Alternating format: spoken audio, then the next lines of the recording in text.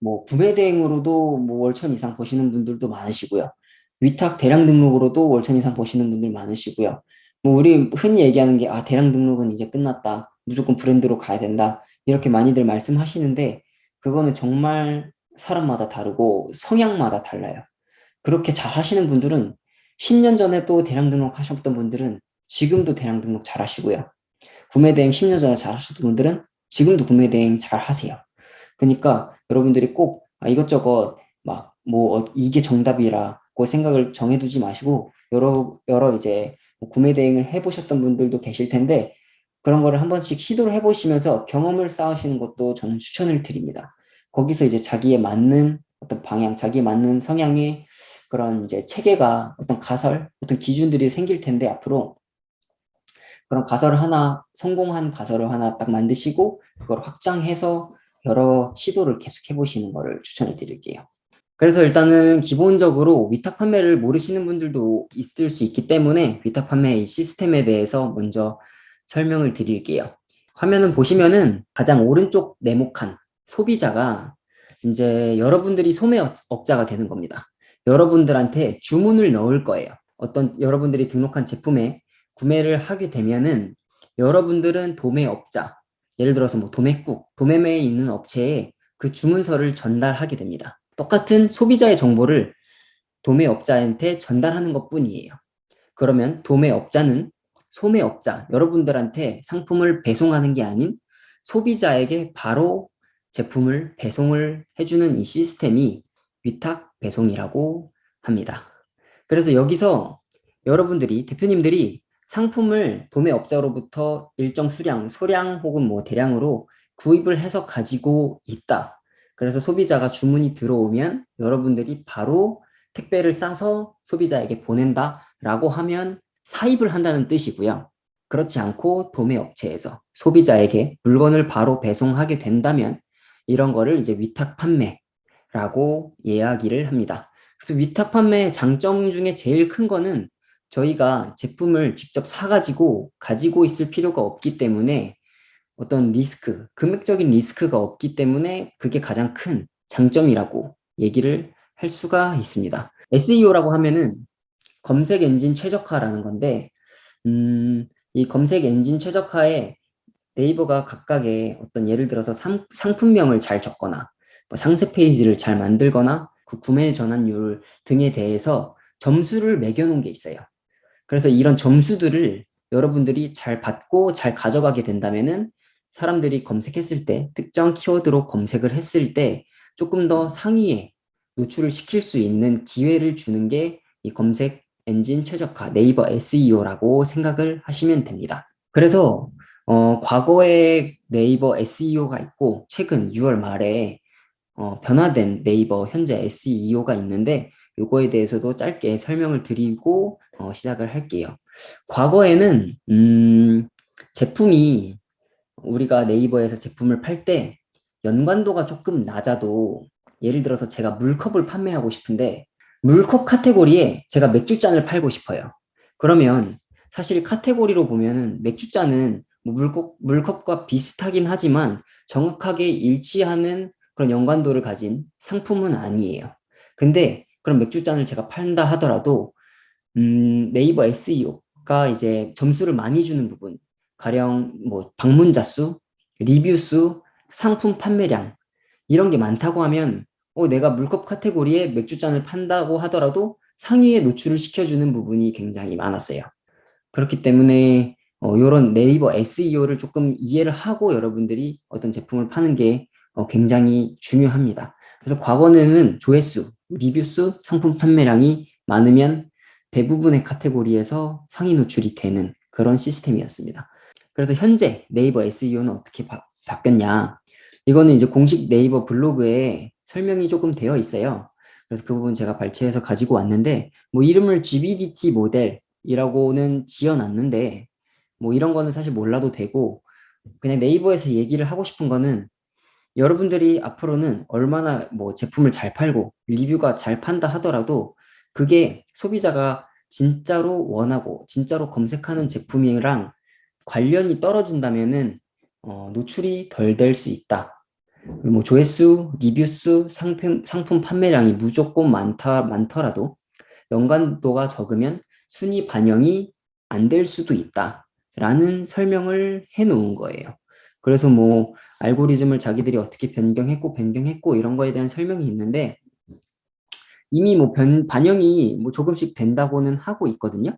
근데 제가 이제 판매자의 입장에서 아직까지는 그렇게 반영이 많이 안 된 느낌이에요. 물론 일부 카테고리에는 이게 적용이 돼가지고 이게 피부로 체감을 하시는 분들이 있을 수도 있겠는데 아직까지 제가 판매하는 카테고리, 저도 엄청나게 레벨이 높은 판매자는 아니기 때문에 그렇게 엄청나게 경쟁이 센 카테고리에서 싸우고 있지 않거든요. 경쟁이 굉장히 치열한 데도 있지만 저는 좀 경쟁이 덜한 데서 싸우고 있는데 그런 부분에까지는 아직 이런 알고리즘이 이런 SEO가 적용이 다 안 된 것 같더라고요. 그래서 아직은 이 조회수, 리뷰수, 상품 판매량이 많으면은 상위 노출이 잘 되는 거는 맞다라고 저는 느끼고 있습니다. 그래서 여러분들도 어떤 앞으로 제품을 판매하실 텐데 상위 노출이 일단은 돼야지 다른 사람들이 여러분들의 제품을 클릭해서 들어와서 여러분들의 상세 페이지를 보고 그 상세 페이지가 충분히 설득력 있고 마지막에 내려와서 리뷰까지 괜찮네 라는 이 설득 과정이 온전하게 이루어진다면 제품이 팔릴 텐데 그런 상위 노출을 기본적으로 조회수 그리고 상품 리뷰수 이런 판매량이 많은 부분 굉장히 중요한 부분을 차지하고 있다라는 것을 꼭 알아두시면 좋겠습니다. 그리고 여기에 최신성까지 중요한 부분을 차지하고 있습니다. 그래서 여러분들이 기본적으로 과거 2019년에는 사실 지금 제가 보여드리는 이 화면, 이 체크리스트만 확인을 해가지고 상품 등록을 해도 제품이 노출도 꽤나 잘 됐고 잘 팔렸습니다. 저희도 2019년에 처음 시작했을 때 이거는 뭐 다른 방법이 아니고 심사임당 유튜브 채널에서 이렇게 해라 라고 가르쳐 준 부분이었고 물론 이 이외에도 추가적으로 좀 꼼꼼하게 봐야 될 부분들이 있었지만 크게 이 정도 체크를 했을 때는 어느 정도 내 상품의 판매가 일어나더라 라는 게 그 당시에 기본이었어요. 우리가 100m 달리기를 하는데 출발선이 적어도 0m에서 똑같아야 되는데 이것도 안 하면은 10m 뒤에서 출발하는 거랑 똑같은 수준이었습니다. 그래서 요거 2019년 버전 먼저 알려드리고 최근 버전까지도 말씀을 드릴게요. 일단 우리가 상품명 네이버 스마트 스토어 상품 등록 페이지를 들어가 보시면은 가장 처음에 입력하는 게 카테고리랑 상품명이거든요. 근데 이때 이 카테고리랑 상품명에 들어간 단어, 이 키워드가 네이버에 검색했을 때 카테고리가 잘 매칭이 되었는가를 확인을 하셔야 됩니다. 예를 들어서 제가 휴대폰 케이스 카테고리를 선택했다고 가정할게요. 근데 예를 들어서 뭐 에어팟 케이스를 상품명에 넣게 됩니다. 그럼 이 에어팟 케이스를 반드시 네이버 쇼핑이나 뭐 네이버 통합 검색에서 검색을 해보셔야 돼요. 검색을 해보시고 네이버 쇼핑에서 에어팟 케이스를 검색했을 때 이 카테고리가 대표 카테고리가 어디로 나오는지 확인을 하셔야 됩니다. 그렇지 않은 경우에는 저도 이 부분은 실제로 경험을 많이 했는데 처음에는 이 경쟁 강도가 중요하다고 하니까 검색 수는 많지만 이제 경쟁 상품이 적은 그런 키워드들을 입력해서 막 적었어요. 근데 순위가 조금 이상하게 반영이 되는 거예요.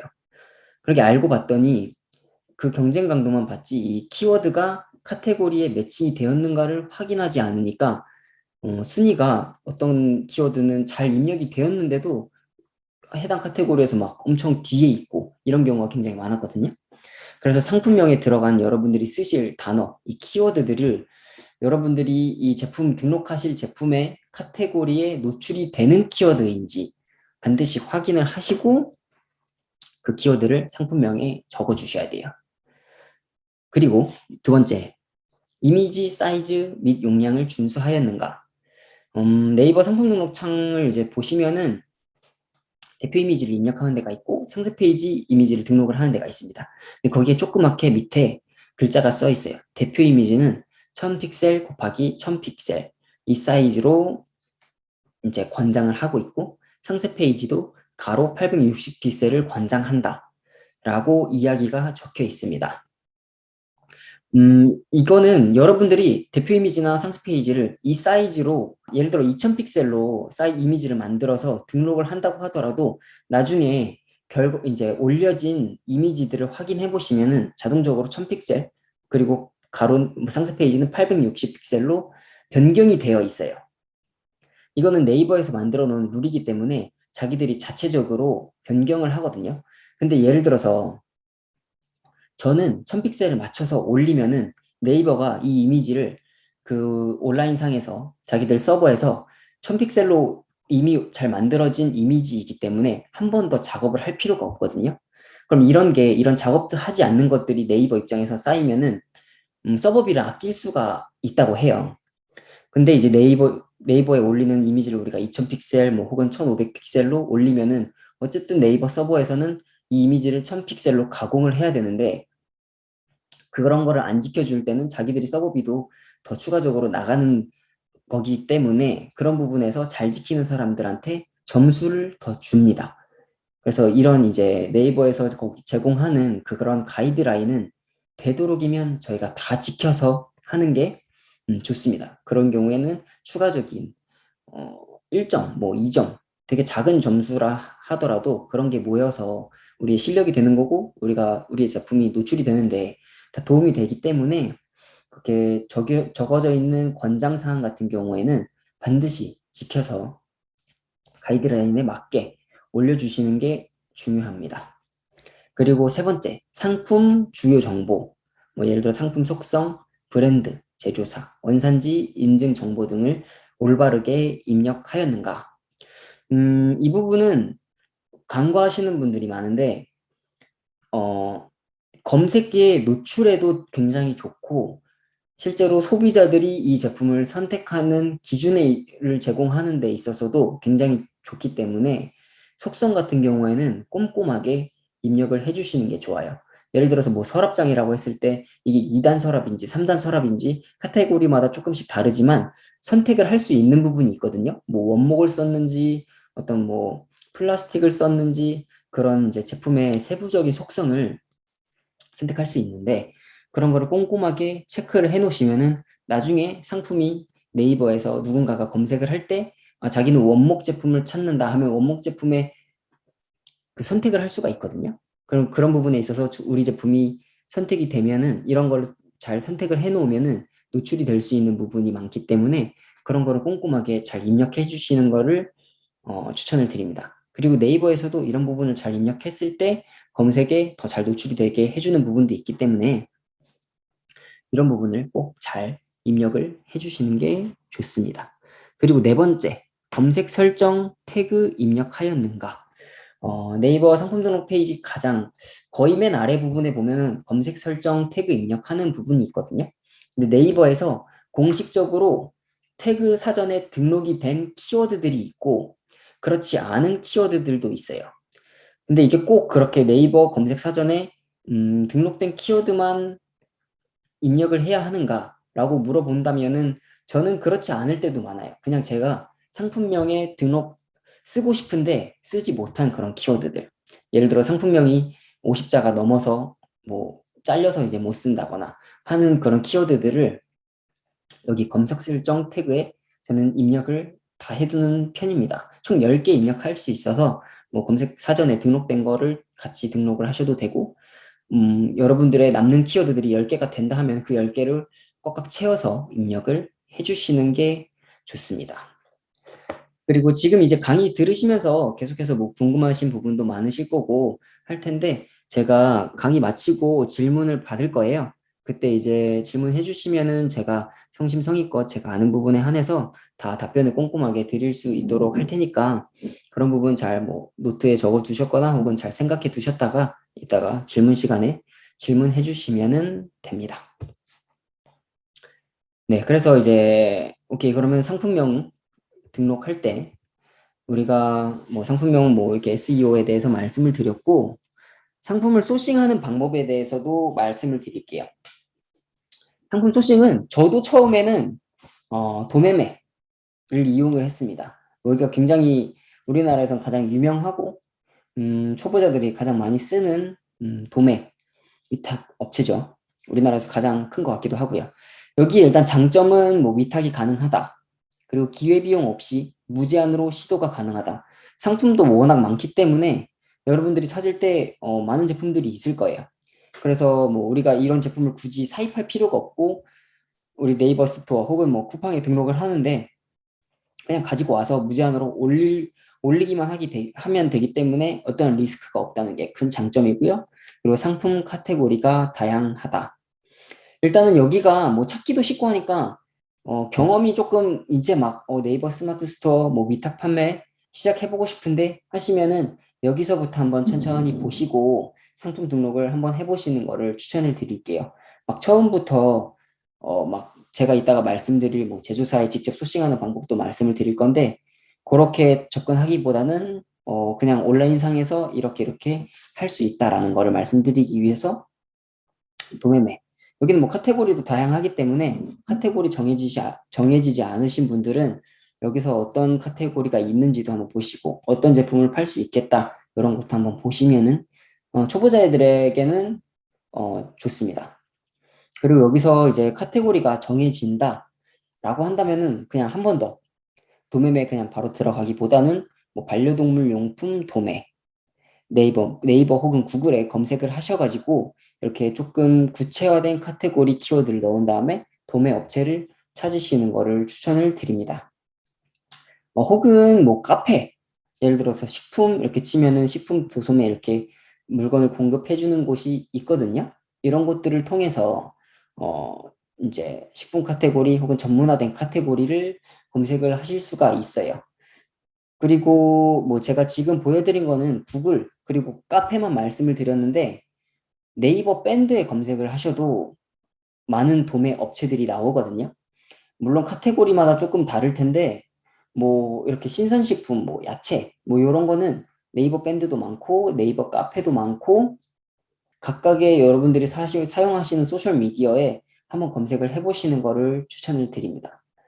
이렇게 추천을 하고 이렇게 이런 데 이제 가입하시는 방법은 보통 이제 자사몰 형태, 뭐 폐쇄몰 형태라고 이제 표현을 하는데 여러분들이 가입을 하시면은 이쪽에서 사업자 등록증을 제출하라고 할 거예요. 근데 조금 체계가 잘 갖춰져 있는 사이트는 여러분들의 사업자 등록증 이미지를 그냥 그 회원가입할 때 바로 올릴 수 있는 데가 있고 아직 조금 이제 자리를 잡아가는 업체들은 여러분들이 가입을 하시고 이제 그 사이트 관리자 메일로 사업자 등록증을 이미지를 스캔하신 거를 보내시면 됩니다. 그럼 뭐 하루 이틀 안에 보통 가입 승인이 되거든요. 혹은 뭐 가입 승인이 조금 늦어진다 하면은 전화해서 뭐 가입했고 이제 사업자 등록증도 메일로 첨부를 했습니다. 한번 확인 부탁드릴게요. 라고 전화를 하면은 보통 금방 다 해주시기 때문에 이런 이제 전문 도매물 카테고리가 정해지셨다면 이런 데서 소싱을 하는 거를 추천을 드립니다. 이것도 근데 사실 정해진 건 없어요. 저는 한 카테고리를 조금 이렇게 파서 그쪽에서 소싱을 해서 전문몰 형태로 운영하는 걸 좋아하는데 예를 들어서 난 종합몰을 하고 싶다 하면 굳이 뭐 반려동물 용품 도매 이렇게 검색해서 여기만 가입할 필요 없이 뭐 생활용품 도매, 캠핑용품 도매, 뭐 건강기능식품 도매 뭐 이런 식으로 그냥 다 가입을 해놓고 거기서 아무 때나 그냥 다 소싱을 해서 상품 등록을 하셔도 좋습니다.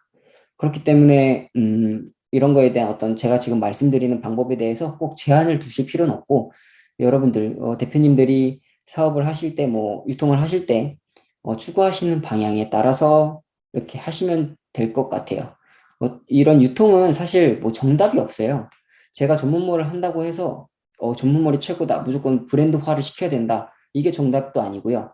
위탁 대량 등록 저도 많은 이제 주변에 대표님들이 계시지만 뭐 구매 대행으로도 뭐 월천 이상 버시는 분들도 많으시고요. 위탁 대량 등록으로도 월천 이상 버시는 분들 많으시고요.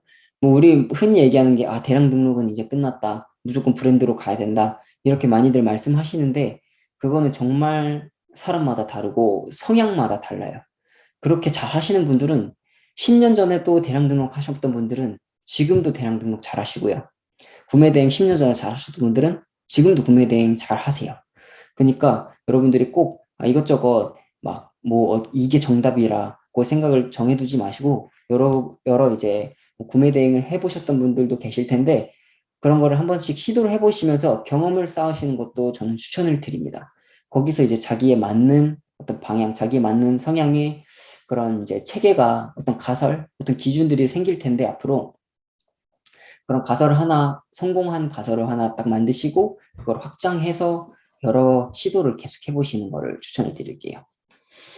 네, 그래서 이제 본문으로 돌아와서 이렇게 전문 도매몰에서 소싱을 하게 되면은 도매매나 도매국보다 비교적으로 거기에 없는 제품들이 있을 가능성이 높아요. 조금 더 퀄리티 좋고 조금 더 브랜딩이 잘 된 제품들을 소싱할 수 있는 가능성들이 많거든요. 그렇게 해서 그런 제품들을 가지고 올 수 있고, 여기서도 여러분들이 뭐 상품 등록 그냥 받아다가 올릴 수도 있지만, 판매량이 조금 더 올라가면은 그냥 그 이제 도매 업체에 등록이 된 가격으로 사는 게 아니고, 직접 전화해서 한번 딜을 해볼 수도 있어요. 아, 이거 내가 100개 혹은 뭐 1000개 이런 식으로 소량 이제 사입을 하거나 아니면 이제 구입을 해서 좀 제품을 제대로 판매해 보려고 한다. 이 구매 단가를 조금 낮춰달라 하면은 낮춰주는 데들도 있거든요. 이게 다 사람이 어차피 사업을 하는 거기 때문에 이런 담당자들, 뭐 홈페이지 그 거래 업체 담당자님들하고 친해져 놓으면은 조금 가격적인 혜택도 있을 수 있고 하니까, 전문 도매몰은 그런 게 또 가능합니다. 그래서 조금 더 퀄리티 좋은 제품을 소싱할 수 있고, 그리고 여기서 딜만 조금 더 하면은 가격을 똑같은 업체에서 가지고 온다 하더라도 다른 판매자보다 조금 더 싸게 가지고 올 수 있는 그런 이제 가능성도 열려 있고요. 그래서 뭐 제 경험상으로는 1000만 원, 2000만 원 매출까지는 이런 전문 도매몰에서 물건을 잘 가지고 와서 작업을 해도 충분히 가능하더라라는 게 제가 드리고 싶은 이제 이야기입니다. 그래서 소싱은 이렇게 할 수 있고, 여기서 음, 이제 상품 소싱을 했다면은 상품명, 키워드를 조금 조사하는 거를 제가 엄청 구체적이진 않더라도 제가 하고 있는 방법을 말씀을 드릴게요. 저는 뭐 다른 건 여러 뭐 좋은 사이트들이 많지만, 저는 아이템 스카우트랑 네이버 데이터랩 이렇게 크게 두 개 사용을 하고 있고요. 뭐 흔히 우리가 얘기하는 상품 수 대비 검색 수가 많은 키워드. 그러니까 이게 다른 말로 얘기하면 경쟁 강도가 좋은 키워드라고 얘기를 하거든요. 왜냐면은 검색 수가 많아요. 그럼 찾는 사람들이 많다는 뜻이겠죠? 근데 상품 수가 적으면 그만큼 우리의 제품이 노출이 될 가능성이 높은데, 검색 수는 적어요. 찾는 사람들이 적다는 뜻이겠죠? 근데 상품 수, 이미 등록된 상품 수가 굉장히 많아요. 그럼 우리 경쟁자들도 그만큼 많기 때문에 이런 키워드들은 조금 피해라 라고 이제 하는 게 경쟁 강도라고 하는 거거든요. 그래서 뭐 경쟁 강도 기준은 과거에는 1 이하, 그러니까 1대1 비율. 예를 들어서 검색 수가 10,000건이다. 그럼 상품 수가 10,000개다. 요러면은 굉장히 좋은 키워드였습니다. 그리고 이 검색 수보다 상품 수가 적은 키워드들도 과거에는 굉장히 많았고요. 근데 최근에는 이런 정보들, 여러분들도 유튜브 많이 보셔서 알겠지만, 이거는 이제 진짜 기본이 됐습니다. 기본 중에 기본이 됐기 때문에 그렇게 경쟁 강도가 좋은 키워드들을 찾기가 힘들 거예요.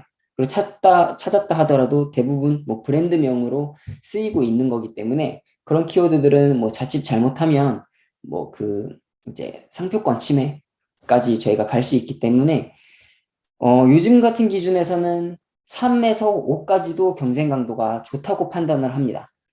검색 수가 10,000건이에요. 상품 수가 30,000건, 50,000건.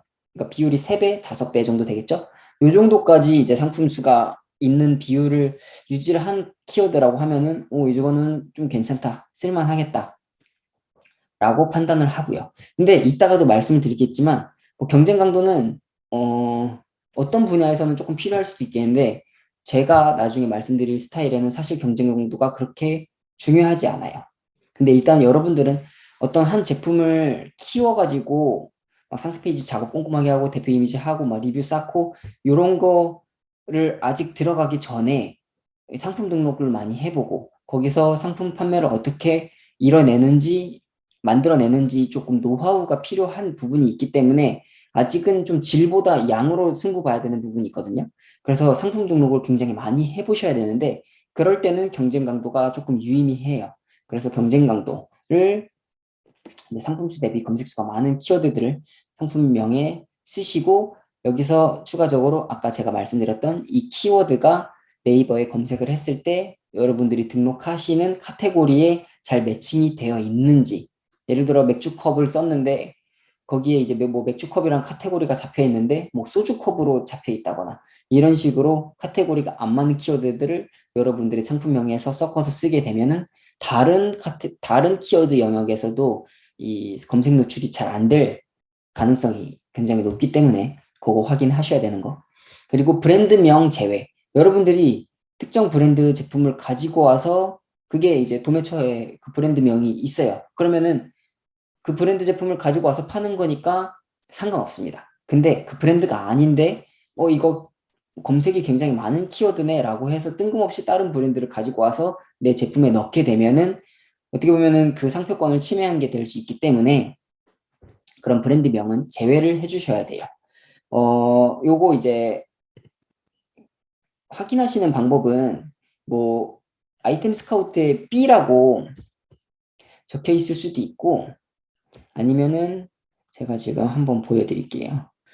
이 키프리스라는 이제 뭐 특허 정보넷이 있는데 여기서 상표를 검색을 해볼 수가 있어요. 예를 들어서 제가 직접 한번 보여드리면 아이템 스카우트에 뭐 예를 들어 우리가 뭐 크록스를 판매하지 않지만 이렇게 하다가 크록스의 뭐 키워드가 굉장히 좋네. 근데 이게 브랜드가 뭐 의심이 된다고 여기 다행히 체크가 되어 있네요. 근데 이게 브랜드인지 뭔지 모르겠어요. 그럼 이 키프리스라는 곳에 들어오셔가지고 크록스 검색을 하시면은 이게 등록이 되어 있는지 확인을 할 수가 있습니다. 그럼 여기서는 크록스 뭐 등록이 되어 있죠. 그리고 상표 설명 보면은 풋웨어 신발 쪽으로 상품이 이게 지금 등록이 되어 있다라는 거를 확인을 하실 수가 있습니다. 그래서 이 부분도 추후에 문제될 수가 있는 부분이 있기 때문에 잘 확인하셔가지고 이제 이게 브랜드 키워드인가? 라고 긴가민가 하시다면은 키프리스에 들어오셔가지고 상표를 확인하시고 그 키워드를 쓰시는 거를 추천을 드립니다. 그리고 연관성 있는 단어 추출. 요거는 이제 카테고리 그리고 상품명 아까 매칭되는 거랑은 조금 다른 맥락으로 이게 내가 원하는 키워드랑 카테고리가 잘 매칭이 된다 하더라도 전혀 뜬금없는 속성의 상품명을 적는 거는 별로 안 좋아요. 예를 들어서 제가 후라이팬을 팔아요. 후라이팬인데 원형 후라이팬이에요. 근데 거기에다가 사각 후라이팬도 키워드가 좋네? 라고 생각을 하고 사각 후라이팬 키워드를 넣으면은 사각 후라이팬에 뭐 어쨌든 카테고리가 매칭이 이게 문제가 없다면은 노출은 되겠죠? 근데 진짜로 사각 후라이팬을 사기 위해서 고객이 들어왔을 때 여러분들의 뭐 대표 이미지나 뭐 옵션 보면 다 원형일 거 아니에요? 그러면은 이탈률이 굉장히 빨라져요.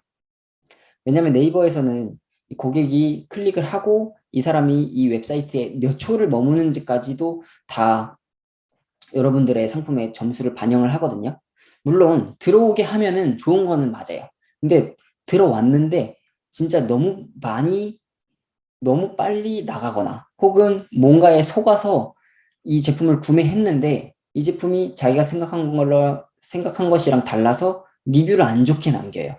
그럼 그 부분이 오히려 점수 반영에 더 안 좋게 적용이 될 수 있거든요.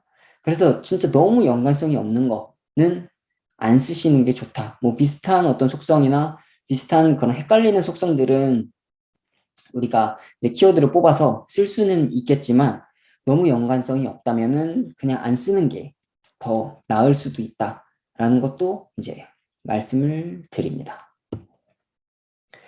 그리고 이제 뭐 도매매나 뭐 위탁 이제 업체들에 들어가서 한번 상세 페이지를 보시면은 상세 설명이 사용 불가한 경우도 있거든요.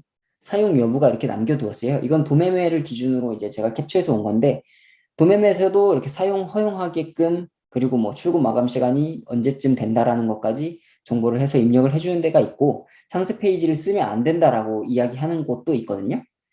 상세 페이지를 쓰지 말라라고 하면은 안 써야 됩니다. 그것도 뭐 지적 재산권으로 해가지고 나중에 상세 페이지를 뭐 이렇게 걸고 넘어져서 합의금을 요구하는 사례도 실제로 있었어요. 물론 이렇게 악성으로 하시는 분들은 뭐 많이 없어졌지만, 그래도 쓰지 말라고 하는 거는 안 쓰는 게 좋습니다. 뭐 구매대행, 중국 구매대행 같은 경우에는 뭐 중국 그 뭐 타오바오 상세 페이지를 가져다가 쓰면 안 되지만 쓰는 경우도 많아요.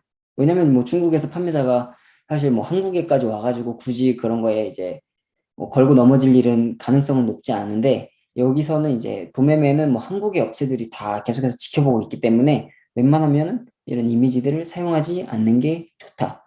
그래서 처음에는 뭐 쓰지 말라고 하면은 그 제품을 차라리 안 쓰는 게 낫죠. 왜냐면 상세 페이지 만들고 이렇게 하는데 에너지가 더 들어가다 보니까 처음에는 상품 등록을 조금 많이 해보면서 경험을 쌓고, 거기서 이제 팔리는 경험들, 한두 개 팔리는 경험들 가지고 아, 이런 제품들이 괜찮다 하면 그런 것들 리뷰도 이제 좀 이제 지인들한테 부탁을 해서 좀 쌓아놓고, 상세 페이지도 경쟁사들은 이렇게 어떤 구성과 기획을 갖춰서 좀 해놨네 라고 하는 부분 배치마킹해서 상세 페이지도 수정해보고, 이렇게 차근차근 하시면 되기 때문에 처음부터 막 이미지 상세 페이지 다 만들어야 된다, 대표 이미지 내가 직접 찍어야 된다, 이렇게 생각을 안 하셔도 됩니다. 그냥 도매 업체에서 일단 제공해 주는 걸로 한번 사이클 한번 돌려본다 라고 생각을 하시고 시작을 하시는 게 중요해요. 네, 그러면 이제 어쨌든 이제 상품 뭐 이미지 상세 페이지 다 가지고 왔고 상품명도 지었고 상품 등록을 했습니다. 그러면 이 부분 헷갈리시는 분들이 은근히 많아서 그냥 제가 넣어 놓은 건데, 지금 왼쪽 이게 스마트 스토어 주문 페이지거든요. 그러면은 보시면은 뭐 수취인명, 연락처, 배송지 이렇게 있어요. 그럼 이거를 그대로 오른쪽 도매매, 이 도매매에서 제가 캡처를 해온 겁니다. 도매매 이거 뭐 반려동물 뭐 간식 이런 제품인데 주문을 한다고 치고 이렇게 구매하기를 누르면은 소비자 배송 정보 입력 나와 있어요. 뭐 이거는 뭐 굳이 소비자 배송 정보 입력이라고 안 써 있다 하더라도 배송을 어디로 해줄까 여러분들한테 묻는 거네요. 그래서 여러분들이 직접 받아서 배송할 게 아니잖아요, 지금은. 이 도매 업체에서 고객한테 제품이 바로 가면 되기 때문에 여러분들이 스마트 스토어에서 이 받은 주문 내역을 그대로 옮겨주시면 됩니다. 뭐 소비자 명의 수치, 이제 우리가 주문해주신 분 이름, 성함, 뭐 연락처, 주소, 그리고 배송 메시지까지 다 그냥 그대로 복사 붙여넣기 해서 주문을 해주시면 됩니다. 그럼 이제 이런 부분에 대해서 뭐 나중에 이 사람이 환불을 했을 때는 어떻게 하느냐, 뭐 교환을 할 때는 어떻게 하느냐, 이런 부분은 나중에 궁금하시면 질문 시간에 한번 저한테 물어봐 주세요. 지금 조금 시간이 부족해서 이렇게 배송까지만 말씀을 드리고 넘어가도록 하겠습니다. 그래서 이제 아까 말씀드린 온라인 판매의 기본기, 진짜 여러분들 100m 달리기 해야 되는데, 과거에는 네이버 SEO, 검색 엔진 최적화, 키워드 경쟁 강도, 이미지 사이즈, 아까 1000픽셀, 1000픽셀 지키라고 했던 거, 상세 페이지는 860픽셀 지키라고 했던 거, 그리고 속성 잘 입력하는 거, 그리고 리뷰, 어떤 고객이 구매했을 때 리뷰 점수 좋은지, 요거를 이제 지키느냐가 어떻게 보면 관건이었어요. 요것만 해도 그냥 처음 시작하는 사람들도 금방 제품을 판매를 할 수 있는 그런 시대였습니다. 요거를 알아야지 우리가 100m 달리기 할 때 남들보다 10m 뒤에서 시작하는 게 아닌 똑같은 시작을 할 수 있는 정도였고, 그리고 텍스트 이미지. 뭐 텍스트 이미지는 지금은 사실 못 쓰는 건데, 네이버 스마트 스토어에서 과거에는 이미지에 텍스트를 집어넣을 수 있었어요. 눈에 띄게 하게끔. 그냥 이미지나 어떤 그냥 제품 사진만 있으면 사실 눈에 많이 안 띄기 때문에 거기에 뭐 무료 배송이라든가 뭐 할인 30%, 대표 이미지에 그런 텍스트를 넣어가지고 좀 사람들에게 눈에 띄어서 검색을 잘 유도할 수 있게끔 하는 게 있었는데, 사실 텍스트는 지금은 네이버에서는 이제 쓰지 말라고 하고 걸리면은 뭐 상품을 삭제한다고 이야기를 합니다. 그래서 이런 부분은 지금 못 쓰지만 어쨌든 가시성이 높은 이미지를 쓰는 게 굉장히 중요했고, 그리고 상세 페이지를 도매 업체에서 받아와가지고 그냥 쓰는 게 아니고 내 스타일대로 상세 페이지를 한번 수정해주는 과정. 요것만 해도 사실 우리가 온라인 판매에서 어떤 기본은 같다라는 거였습니다. 근데 요즘에는 이것만 하면은 다시 뭐 한 뒤에서 20m 출발선 20m 뒤, 30m 뒤에서 시작하는 거예요. 그래서 최근에는 몇 가지를 더 아셔야 되는 게 있는데 이제 상세 페이지도 진짜 조금 잘 하셔야 돼요. 왜냐면은 이 업계의 평균이 굉장히 많이 올라가 가지고 그냥 도매업체 상세 페이지로만 우리가 하기에는 사실 조금 고객을 설득하기가 어렵습니다. 전체적으로 온라인 뭐 쇼핑이 계속해서 경쟁이 뭐 치열해진다고는 하지만 상세 페이지에서 고객을 설득하는 어떤 그런 작업들이 조금 더 고도화되고 있어요. 그래서 고객들이 진짜 원하는 어떤 이 제품을 구매할 때 왜 구매를 할 것인가 이런 소구점들에 대해서 고민을 해서 상세 페이지에 넣는 게 굉장히 중요해요. 그래서 그런 거는 뭐 이미지나 동영상 그리고 움짤 등을 통해서 이제 할 수 있고 네이버는 그런 움짤 GIF를 넣을 수 있기 때문에 쿠팡은 GIF가 막혔거든요. 근데 네이버는 아직 넣을 수 있기 때문에 그런 이제 시각적인 자료를 통해서 최대한 고객들을 설득하는 과정이 최근에는 굉장히 많이. 그래서 제가 이제 상품을 선정하는 기준은 뭐 여러 판매자들이 있겠지만 정말 대량으로 그냥 막 등록을 하시면은 상관없어요. 근데 저는 조금 어떤 특정한 제품들을 찝어가지고 이 제품을 내가 팔아볼까 하는 관점으로 접근을 하기 때문에 제가 사용하는 이제 위탁 판매 상품 선정 전략을 말씀을 드릴게요. 저는 기본적으로 네이버 쇼핑에 어떤 키워드를 입력을 했을 때 예를 들어 지금 판매 이거 이제 화면에 보이는 거는 소파라는 키워드를 아마 제가 검색을 했던 것 같아요. 근데 소파를 딱 쳤을 때 노출되는 게 지금 브랜드 카탈로그, 쇼핑몰별 최저가 이렇게 잡히잖아요. 그러면은 저는 이런 카테고리는 굉장히 경쟁이 빡센 카테고리다라고 판단을 합니다. 그래서 이런 거는 되도록이면 피해요. 그래서 어떤 특정한 키워드를 검색했을 때 브랜드 카탈로그로 묶인 게 뭐 한 1페이지 한 3개 있고 쇼핑몰 최저가가 뭐 한 4개, 5개 있다. 그러면은 제가 한번 들어가 볼 만 할 것 같은데 1페이지 전체가 막 도배된 데가 있거든요. 이런 데는 저는 가급적이면 피합니다. 왜냐면은 이 브랜드 카탈로그를 묶는 것도 쉽지가 않아요. 이 브랜드로 등록하는 것도 쉽지가 않기 때문에 이 정도로 묶을 수 있는 능력의 판매자라는 거는 뭐 나보다 마케팅할 수 있는 자본이 많을 수도 있고 실력이 좋을 수도 있고 어쨌든 저보다 더 많은 경험을 가진 판매자일 가능성이 높기 때문에 굳이 그런 사람들이랑은 싸우지 않겠다라는 게 이제 제 전략이고 쇼핑몰 최저가도 웬만하면은 저는 피합니다. 그리고 이제 상품을 선택을 해서 예를 들어 어떤 제품을 클릭해서 들어가면 이 상품의 뭐 배송기간 이렇게 보여지는 게 있거든요. 근데 이것도 최근에는 변경이 돼가지고 뭐 못 보게 가려놓긴 했는데 그것도 보는 방법이 나중에 있습니다. 그것도 나중에 말씀드릴게요. 어쨌든 이 상품의 그 일주일 정도의 판매량을 봐요. 판매량을 보면은 이 위에 예시는 일주일에 지금 보면 거의 1,500개 이상 판매가 되거든요. 그러면은 하루에 200개 이상을 판다는 거죠. 7일이니까. 그럼 이 상품이 1페이지에 뭐 예를 들어서 1등이라고 했을 때 하루에 200개를 팝니다. 그러면은 우리가 역지사지를 한번 해봐야 돼요. 여기서. 그냥 200개를 하네. 와, 잘 판다.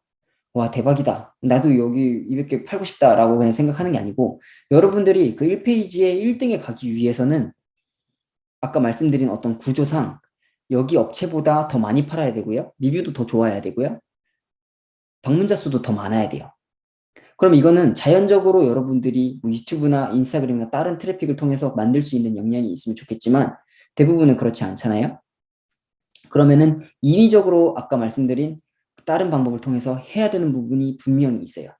내가 1페이지에 1등에 올라가고 싶은데 200개를 팔아야 된다. 200개, 여긴 200개 이상을 팔고 있으니까 저도 뭐 200개 이상을 팔아야 된다라는 이제 어떤, 계산이 나오는 거죠. 그럼 내 제품이 하나에 3만 원이라고 했을 때 일주일에 200개면은 하루에 200개면 하루에 매출이 600만 원 이상이 나와야 된다는 거고, 그럼 내가 이 제품으로 하루에 600만 원 매출을 만들어낼 수 있을 것인가에 대한 어떤 각을 보는 거죠. 그렇게 생각했을 때 판매량이 너무 높으면은 진입장벽이 너무 높은 이제 제품이기 때문에 그런 거는 피한다. 그래서 저는 일주일에 1000개 이상 판매되는 제품은 조금 이제 제가 들어가기에는 너무 경쟁이 빡세다라고 생각을 해서 피하고요. 반면에 일주일에 100개 이하, 지금 예시는 뭐 한 16개에 17개에 뭐 20개 파네요. 그럼 하루에 3개를 못 판다는 뜻인데 1페이지에 1등이 하루에 3개를 못 팔면 이 똑같이 저희 생각을 해보면은 내 제품이 1페이지 1등에 있더라도 하루에 3개만 팔릴 수도 있다라는 뜻이에요. 그래서 너무 낮은 이런 제품들도 피하는 게 좋아요. 그래서 이 적정량을 찾는 게 물론 이런 게 드물 거예요. 계속해서 이런 업체들은 이런 어떤 틈바구니는 계속해서 줄어들기 때문에 여러분들이 계속 손품 팔고 발품 팔아서 이렇게 틈바구니를 찾아가지고 내 제품을 여기에다 끼워 넣어야 된다는 겁니다. 저도 이 작업을 지금도 하고 있고. 여러분들이 이제 막 시작을 하시는 분들도 계실 거고 조금 시도를 해보신 분들도 계실 텐데 아시다시피 한 번에 찾으면은 너무 좋지만 한 번에 찾는 건 거의 불가능해요. 아, 내가 이 카테고리, 이 제품 진짜 와 이걸로 내가 매출 뭐 3천만 원, 5천만 원, 1억 내겠다라는 제품을 한 번에 찾으면은 저도 그러고 싶어요. 근데 그게 진짜로 불가능한 일이더라고요. 그래서 여러분들도 계속 시도를 해보셔야 돼요. 진짜 한 번에 되는 게 없고 스타일도 여러분들도 지금 들으시는 대표님들이 각자마다 스타일이 다 다를 거거든요. 어떤 분은 그냥 되게 꼼꼼해가지고 한 제품을 진짜 기깔나게 세팅해서 잘 파시는 분들이 계실 거고 아니면 대량 등록 그런 프로그래밍이나 어떤 좀 계속해서 둘러보는 걸 좋아하시는 분들은 그런 쪽에서 진짜 딱 자기 성향을 맞는 핏이 맞는 걸 찾아가지고 매출을 정말 잘 일으키시는 분들도 계실 거예요. 그래서 결국에는 한 번에 찾는 거는 거의 불가능하니까 계속해서 다른 것들, 이 방법은 어떨까? 이 방법은 어떨까? 나름 자기만의 기준이나 가설을 세우고 정답을 찾기 위해서 계속해서 시도를 해보셔야 됩니다. 지금 제가 말씀드린 방법도 여러분들이 시도해보지 않으면 여러분들의 경험으로 만들 수가 없어요. 이거는 제 경험을 말씀드린 거거든요. 그래서 여러분들이 이것조차 시도해보지 않으면은 저를 뛰어넘는 거는 당연히 불가능하겠고요. 이런 것들을 시도해보시고 여기서 대표님들 가설과 기준을 만들어서 색다른 시도를 해보시면서 어떤 정답을 찾아가는 과정에서 저보다 훨씬 더 잘 파실 수 있거든요. 여러분들이 여기서 지금 11분이 듣고 계신데 저보다 나중에 후에는 훨씬 더 실력 있고 능력 있는 판매자가 저는 될 거라고 믿어요. 여러분들이 노력만 하신다면. 그렇기 때문에 진짜 그런 걸 믿기 때문에 여러분들이 기준하고 가설을 세우고 꼭 한번 시도를 해보셨으면 좋겠다라는 거를 많이 말씀을 드리고 있고 그리고 많이 시도해본 놈이 결국에는 이깁니다. 제 주변의 대표님들도 그렇고 저는 어떤 성향이 되게 막 끈질기고 하나를 물고 막 엄청 이렇게 하는 스타일이 못 되거든요. 그게 저의 좀 어떻게 보면 단점이면 단점이라고 할 수 있는데, 근데 이제 저는 그래서 구매 대행이라는 거를 저도 중국 구매 대행 뭐 저희 유튜브 채널 과거에 하신 거 이제 영상도 보면은 뭐 제가 2,000개 이제 반자동 등록해보고 수익 이제 깐 것도 있고 하거든요. 그런 거 봤을 때 저는 거기서 더 끈덕지고 더 끈질기게 뭔가를 분석해서 파내서 결과를 만들어내지 못했어요. 그래서 저는 구매 대행은 나는 좀 이게 별로 비전이 없다라고 생각을 하고 저는 다른 쪽으로 넘어왔는데 제 이제 친한 대표님, 저랑 동갑이기도 하고 이제 근처에서 사무실 쓰는 대표님은 저보다 훨씬 뒤에 구매 대행을 시작하셨고 저한테 오히려 물어봤어요. 이거 이런 프로그램 어떻냐, 이런 강의는 어떻냐라고 저한테 물어보고 시작하신 분인데 구매 대행 매출이 지금은 뭐 4천만 원, 5천만 원 정도 하실 정도로 그게 뭐 한 1년 사이, 1년 내 작년에 시작해서 그렇게 만들어낸 결과니까 진짜 결국에는 진짜 끈질기고 많이 시도해보고 그런 사람들이 이기더라. 진짜 정답이 없고 여러분들이 성향에 맞는 거 잘 찾아가지고 계속해서 도전하면은 정답에 가까워지더라라는 거를 저는 꼭 말씀을 드리고 싶습니다. 그래서 꼭 한번 이 강의 들으셨으니까 여러분들이 적용하실 수 있는 부분은 꼭 적용하셔가지고 제 강의가 도움이 되었으면 좋겠다라는 겁니다. 그리고 추가적으로 이제 초보자들이 하는 실수, 마진이 이 순수익을 마진이라고 표현을 할게요. 우리 마진이 판매가, 예를 들어 판매가가 만 원이에요. 근데 매입가가 7,000원입니다. 그럼 우리가 순수익을 3,000원이라고 생각을 하는데 마진이 3,000원이라고 생각을 하는데 실제로는 그렇지 않아요. 판매가가 만 원이다. 매입가가 7,000원이다. 그럼 마진 30%여야 되는데 거기서 뭐 쿠팡 13%라고 치면은 판매가의 13%거든요. 그럼 쿠팡 수수료 1,400원 빠집니다. 그러면은 지금 매입가 빼면은 순수익 1,700원 남아요. 1,700원에서 광고비 그래. 아직 안 썼어요. 배송비 그래. 포함이 뭐 고객한테 배송비 받았고 이걸로 했다고 칠게요. 포장비 뭐 도매 업체에서 이제 물건이 나가니까 저희가 드는 건 아직 없습니다. 근데 부가세, 만 원의 부가세 10%면은 1,000원이고요. 매입가, 부가세 이제 10%, 7,000원 10%하면 700원이니까 우리가 실제로 내야 되는 부가세는 300원이에요. 그러면은 아까 마진 남았던 1,700원에서 300원 부가세 내면은 현재까지 1,400원. 그리고 소득세는 뭐 대표님마다 모두 다를 테니까 뭐 그냥 없앤다 하더라도 우리가 이제 마진이 30%라고 생각을 하고 팔았던 제품이 실제로 러프하게 지금 따졌을 때만 보더라도 15%가 안 나온다라는 겁니다. 그래서 마진이 좀 계산을 잘 하셔야지 나중에 세금적인 부분 고려하셨을 때 손해보는 일이 없다라는 것까지 짚어드리고 싶어서 이거 넣어놨고 오늘은 그래서 이제 네이버 기본적인 이제 위탁 판매 시스템 어떻게 되는지 굴러가는지 말씀을 드렸고 상품명 작성하는 노하우 그리고 네이버 SEO 지켜야 되는 거 상품명 카테고리 매칭 잘 됐는지 뭐 이미지 사이즈 상세 페이지 사이즈 그리고 뭐 상품 속성 이런 거 잘 입력해야 되는 부분에 대해서 말씀드렸고 그리고 과거에는 이제 뭐 그런 부분 SEO 잘 지키고 이미지 상세 페이지만 조금 수정해서 이제 판매를 해도 충분히 판매가 잘 일어났다. 하지만 최근에는 어떤 인위적인 방법을 통해서 하는 게 기본이 된 시대가 되었기 때문에 그런 부분도 여러분들 반드시 알고 계셔야 된다라는 것까지 말씀을 드렸습니다. 네, 그래서 이제 질문을 조금 받아볼게요. 여러분들이 질문 이제 강의 들으시면서 드셨던 생각들 혹은 뭐 실제로 스토어 운영하시면서 궁금했던 부분들 있으시면은 적어주시면은 제가 지금 이 시간 통해서 지금 9시 10분이니까 한 10분 정도 더 시간 할애해가지고 답변을 드릴 수 있도록 하겠습니다. 질문을 한번 물어봐 주세요. 질문 이제 남겨주시는 동안에 대표 이미지랑 상세 페이지 아까 그 1000픽셀, 1000픽셀 말씀을 드렸는데 그 이제 이미지 사이즈도 중요한데 그 용량도 되게 중요하거든요.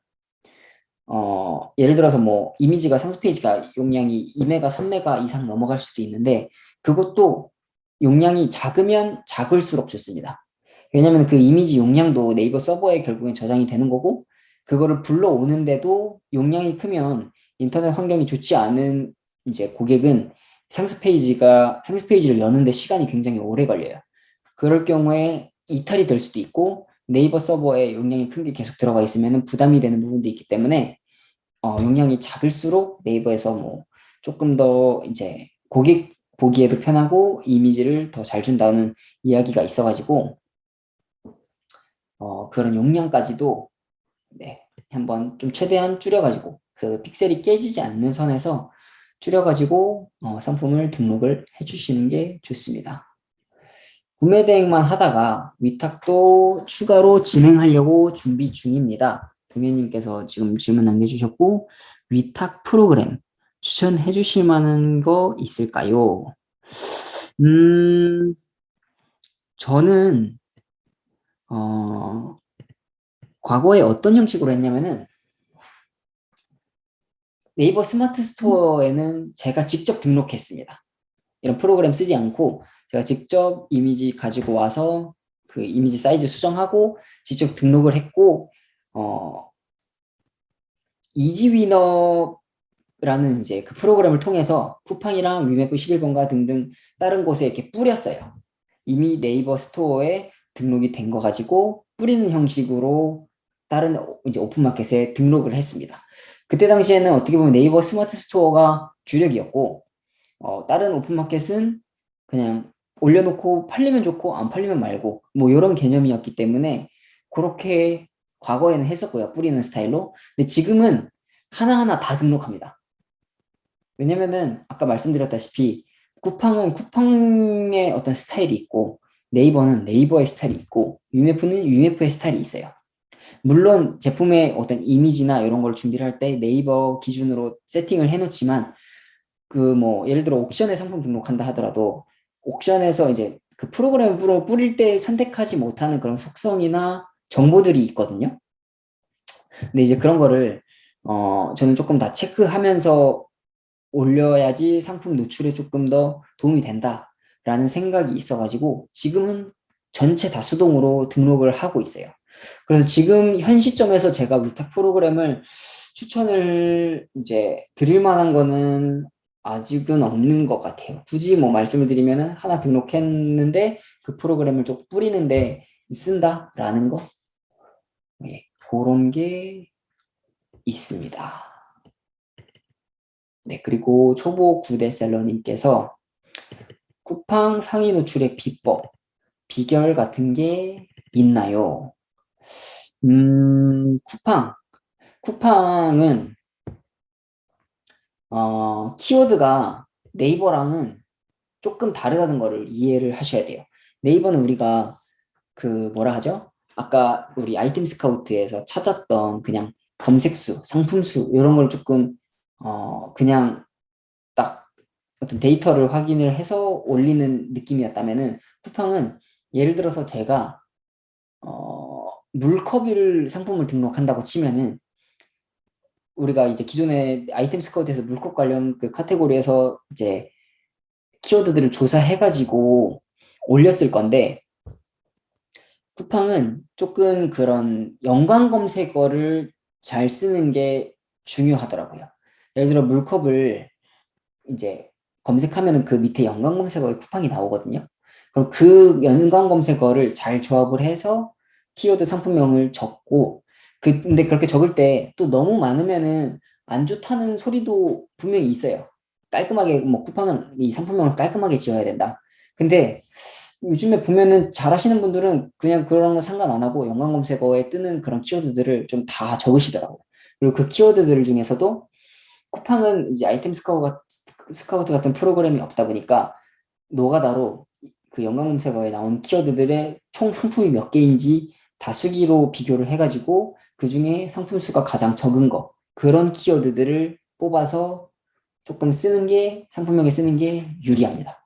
정답이 아니거든요. 저도 그냥 제가 지금 쌓아온 데이터를 말씀을 드리는 거기 때문에 더 좋은 방법이 있을 수도 있어가지고 그런 부분 계속해서 이제 대표님들도 실험해 보시고 더 좋은 거 있으면 저한테 말씀 한번 저도 알려주세요. 저도 이제 대표님한테 가서 좀 배우고 싶습니다. 농부님은 지금 위탁으로 수동 등록해서 각 마켓에 뿌리고 계신가요? 네, 맞습니다. 저는 위탁으로 지금 대부분의 상품 위탁으로 수동 등록해서 각 마켓에 뿌리고 있고요. 여기서 뭐 추가적으로 저는 어떤 이제 구체적으로 카테고리가 정해져 있잖아요. 이제 반려동물이랑 캠핑이라는 게 있기 때문에 이런 부분 뭐 이제 블로그랑 인스타그램, 그냥 브랜드 블로그, 브랜드 인스타그램으로 키워서 이제는 조금 외부적인 트래픽을 만드는 거에 조금 노력을 하고 있습니다. 계속해서 네이버, 쿠팡 이런 알고리즘을 잘 파악을 해서 여기서 잘 상위 노출을 시켜가지고 내 상품을 잘 파는 것도 물론 중요하지만 결과적으로는 독립적으로 그런 이제 대형 이제 플랫폼이 없다 하더라도 내 상품을 팔 수 있는 능력을 조금 기르기 위해서 블로그랑 인스타그램 이런 채널 그리고 유튜브까지 해서 이제 독자적인 이제 트래픽을 만들기 위해서 노력을 하고 있습니다. 그 주문 수집 프로그램 요거 씁니다. 주문 수집 프로그램. 이게 가성비가 좋아요. 쌉니다. 요걸로 주문 수집은 뭐 오픈마켓들 다 땡겨서 받고 송장 입력 같은 거 이런 걸로 처리는 하고 있습니다. 샵마인이라는 프로그램이고 채팅에 이제 제가 적어놨으니까 한번 확인해 보시고 뭐 광고는 아니고요. 저는 진짜 실제로 써보고 좋아서 말씀드리는 거니까 여러분들도 뭐 한번 보시고 주문이 이제 조금씩 많아지면은 이런 거 이제 언제까지 다 마켓마다 들어가서 주문 확인할 수는 없으니까 이런 거 쓰시면 좋을 것 같아서 이제 남겨드립니다. 이제 강의를 오늘은 여기까지 하도록 하겠고, 네, 진짜 오늘 예, 고생 많으셨고, 시간 내서 강의 들으신 만큼 오늘 이제 들으신 내용 꼭 적용하셔가지고, 정말 꼭 여러분들의 사업에, 여러분들의 스마트 스토어에 적용을 하시기를 정말 간곡히 바라겠습니다. 네, 오늘 강의 여기까지 하도록 하겠습니다. 고생하셨고, 감사합니다.